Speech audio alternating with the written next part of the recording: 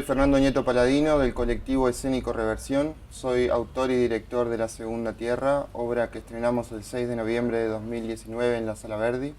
Además participé del elenco de la obra junto con Laura Fedele, Rosana Vergata y Bruno Guerra. No me gustó, ¿eh? No me gustó eso que dijiste. ¿Y qué dije? Eso de la sangre, lo del desastre. Eso que dije, perdón. Tu sangre destrozó esta tierra.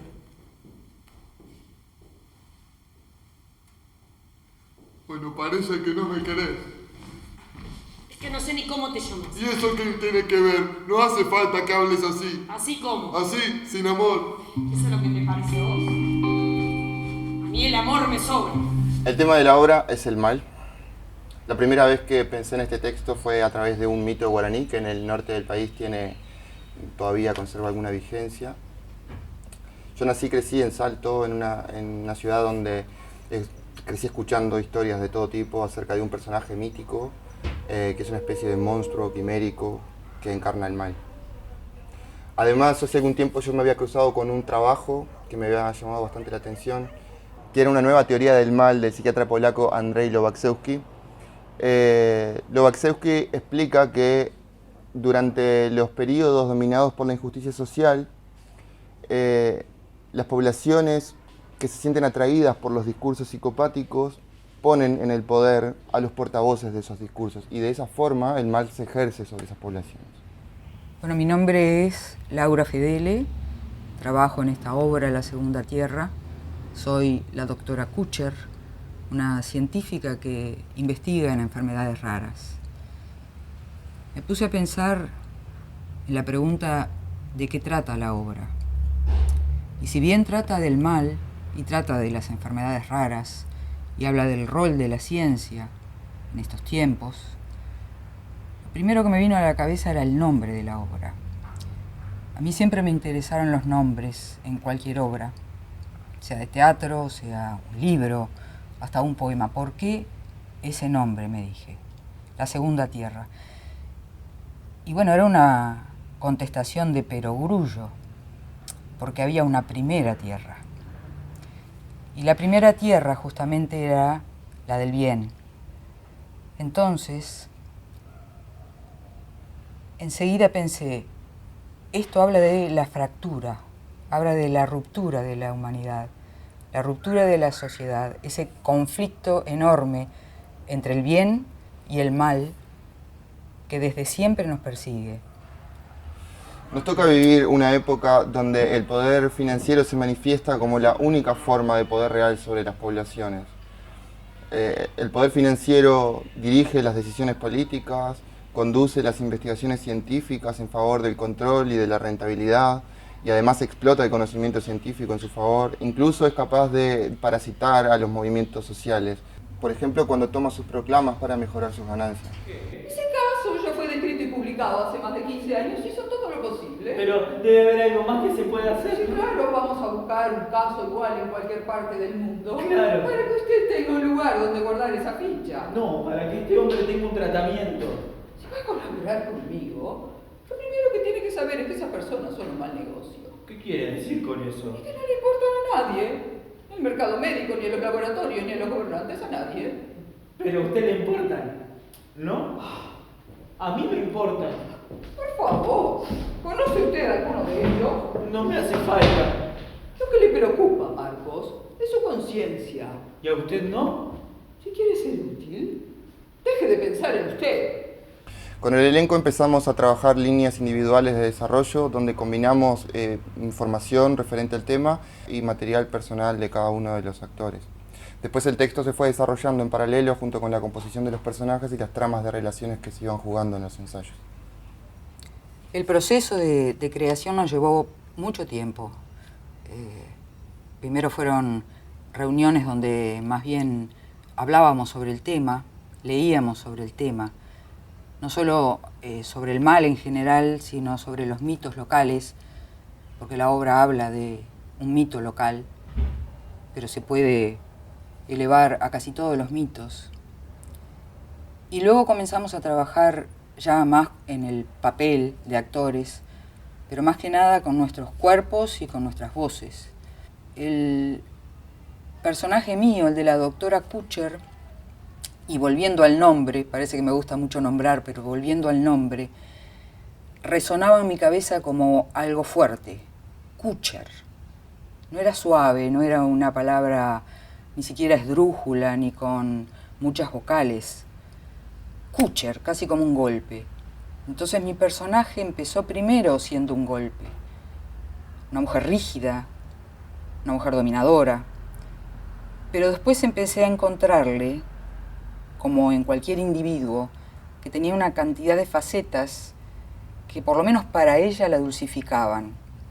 Entonces Fernando me sugirió en determinado momento la imagen de una burbuja. No solo en esa burbuja podía entrar todo, sino que esa burbuja se paseaba por el escenario, tocando casi todo y a casi todos, pero sin romperse.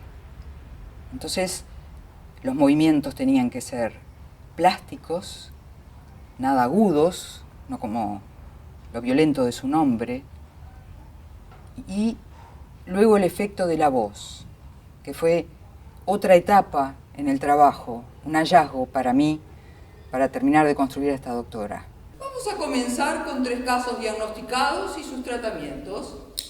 Esta es Micaela, tiene 8 años, es una niña azul. ¿Qué es eso? Una 621, una metahemoglobinemia congénita, de tipo 2. Miguel, 11 años, es un 2461, síndrome de Marden-Walker. Hay unos 40 casos en el mundo. ¿Un Marden-Walker? Es un niño con una enfermedad terrible. ¡Y tenemos uno acá! ¡No seas estúpido! El café que le pedí. Es que... ¿Está usted preparado para esto? Toda la obra está casi fuera de la realidad, aunque es muy real. Es distópica. Entonces la voz de la doctora con la que yo quería jugar no podía ser tampoco real. Y como manipuladora y psicótica que es, debía también ser una herramienta para manejar, para manipular y para dominar. La Segunda Tierra transcurre en una localidad pequeña, latinoamericana, donde la explotación indiscriminada del ambiente provoca un número inusual de enfermedades congénitas. Entonces una investigadora en enfermedades raras desarrolla una ciencia de corte subversivo, donde empieza a saltarse normas de todo tipo, legales, éticas, con el fin de proteger a un paciente. ¿Qué van a hacer con él? ¿A usted le parece justo que no tenga un tratamiento? No mienta. ¿Por qué declararon vulnerable mi área? ¿Por qué me vigilan? Yo hago lo que puedo. Míreme, ¿qué ve? Doctora... ¡No! Doctora, no. Si yo soy una mujer sola, una mujer que lucha. En la obra se encuentran por un lado el discurso científico y por otro lado el acervo mítico local. Tanto desde el enfoque científico como del mito local, la obra va construyendo un relato del mal. Mi historia favorita es la de Queraná, la niña dormilona. El pueblo entero sentía orgullo de la hermosura de Queraná, y ella no hacía más que dormir día y noche. Un día la visitó Taú, el espíritu del mal, para abusar de su belleza. La visitó durante 7 días sin que ella despertara. Así que la puso en su bolsa y salió corriendo con ella a sus espaldas. ¿Mi café? ¡Me duermo! Queraná se despertó y empezó a gritar pidiendo auxilio. Entonces Angantupirí, el espíritu del bien, acudió a los gritos de Queraná. Le arrebató a Taú su bolsa y la desató para que la niña escapara. Taú se lanzó enfurecido sobre Angantupirí por haberla liberado y lucharon durante 7 días. Taú fingió estar herido y pidió clemencia. Angantupirí lo perdonó y le dijo: recoge tu bolsa y no vuelvas más por esta tierra. Taú se alejó cargando su bolsa al hombro.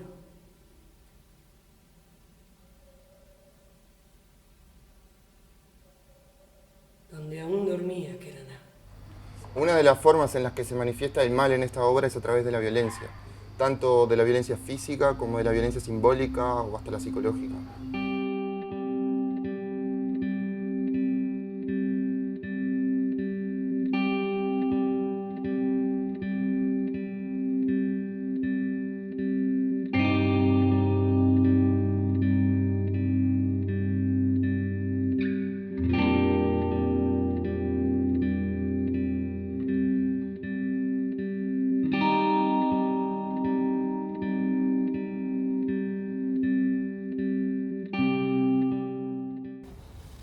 la violencia.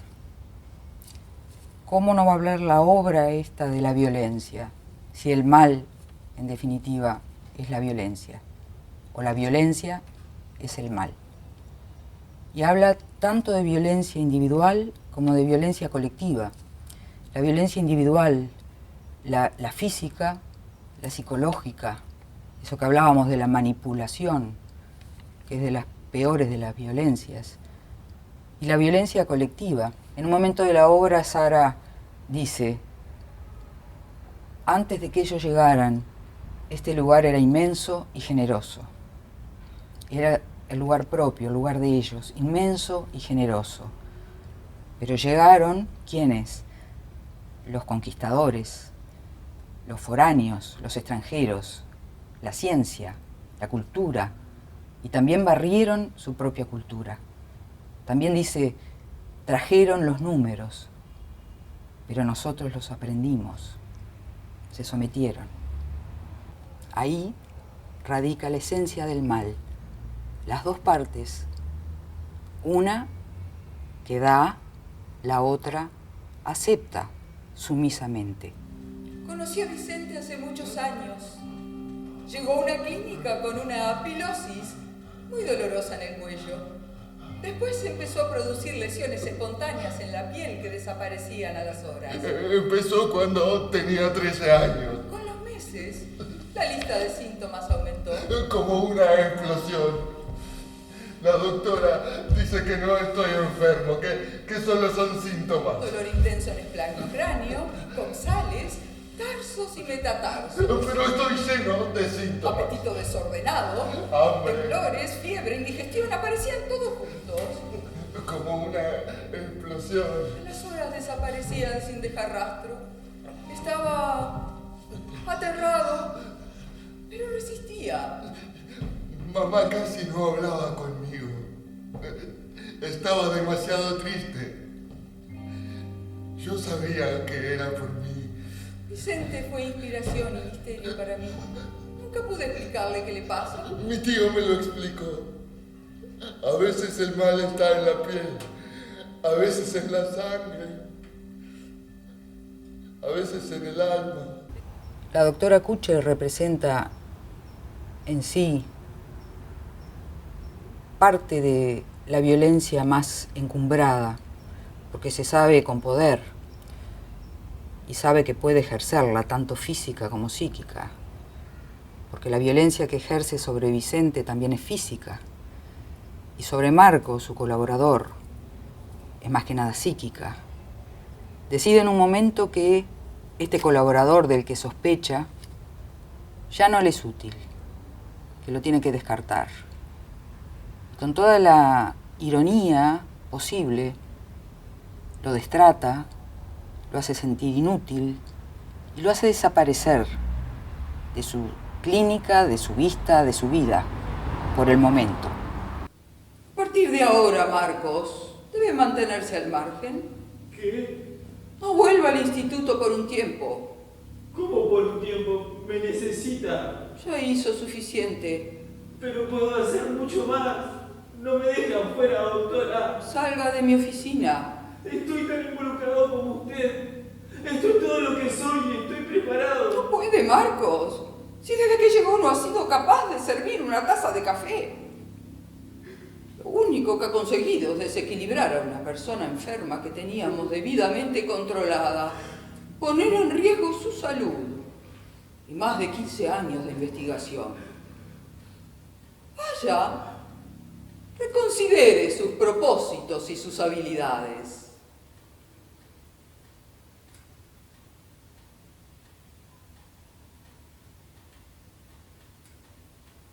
Vaya, Marcos. No quiero verlo de nuevo por acá.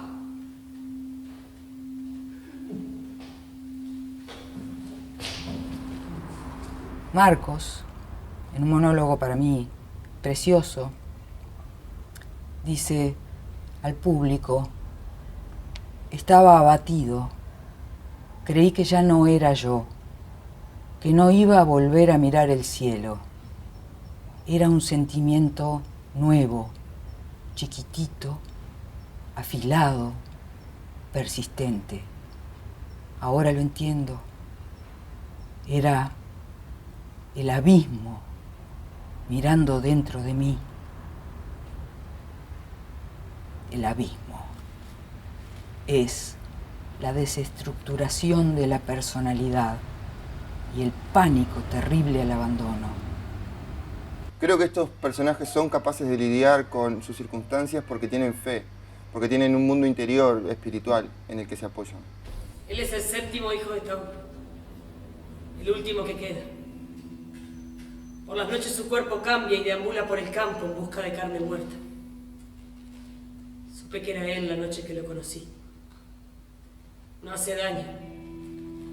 Solo viene a recordarnos que en esta tierra, sembrada por el mal, nada persiste. Es una historia donde el amor juega un rol fundamental, porque es el disparador de todas las tramas, es el móvil primario de todos los personajes. Es un amor ambiguo, oscuro, apasionado, es un amor muy humano. ¿Y si no vuelvo a verlo? ¿Y si lo pierdo para siempre? ¿Qué importa si es un forastero? Tendría que haberme quedado un poco más. La noche era tan enorme que no tenía que volver a verlo. Abrí mi piel y un surco tras otro cubrió mi cuerpo, una multitud de ardor. Mi sangre brotaba de nuevo. La hierba se hacía fuerte y la noche entraba dentro de mí. Pero también habla del amor, porque es una obra que casi toca todas las pasiones. Y el amor envuelve casi toda la obra y a todos los personajes, porque se enamoran muchas veces de lo equivocado y muchas veces destruyen lo que aman. La doctora fundamentalmente, porque la doctora en el fondo ama a Vicente, lo quiere, lo necesita, porque sabemos muy poco de la doctora, de su pasado. ¿Qué fue antes? ¿Amó? ¿Se casó? ¿Tuvo hijos? ¿Abortó? No sabemos nada. Solo sabemos que cuenta con su ciencia y con Vicente. A él lo cuida, lo protege, lo tutela. Pero ojo, en su enfermedad, en su mal, tampoco sabemos si, llegado el caso, lo destruiría con tal de salvar el bien mayor, que para ella, lamentablemente, el bien mayor, como para muchos, no es la solidaridad, es el poder. Los componentes plásticos de la obra producen un espacio ominoso, donde todo es reconocible pero está deformado, distorsionado o estirado.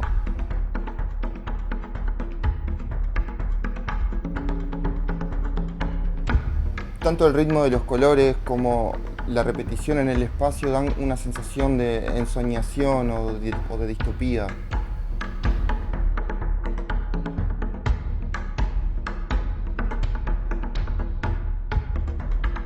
Tanto el vestuario como la iluminación son el color de la obra y son fundamentales para conectar con esa zona subconsciente, con ese temor de las pesadillas.